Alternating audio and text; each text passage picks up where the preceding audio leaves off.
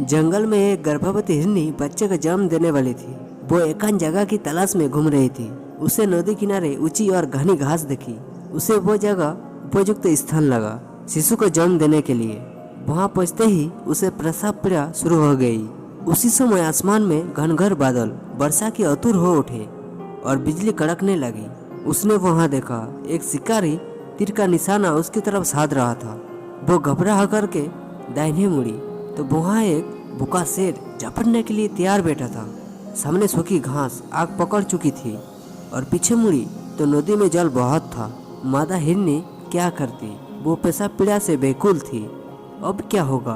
वो हिरनी जीवित बचेगी? क्या वो अपने शावक को जन्म दे पाएगी? क्या शावक जीवित बचेगा?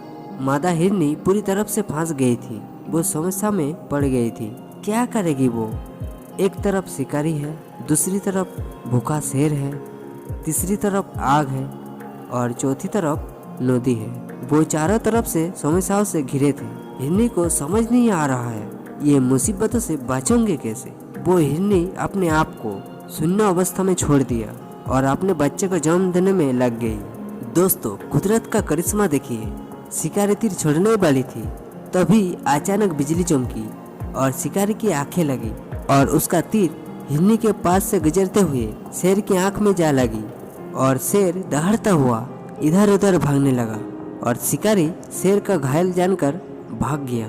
घनघोर बारिश शुरू हो गया और जंगल की आग बुझ गई और शेर नदी में जा गिरा। हिरनी शावक को जन्म दिया। दोस्तों, हमारे जीवन में भी कभी कभी कुछ क्षण ऐसा आते हैं जब हम चारों तरफ से समस्याओं से घिरे होते हैं और कोई निर्णय नहीं ले पाते।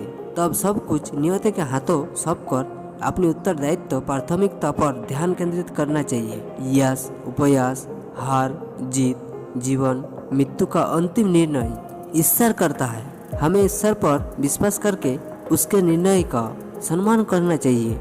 क्या आप भी ईश्वर के अंतिम निर्णय पर विश्वास रखते हैं?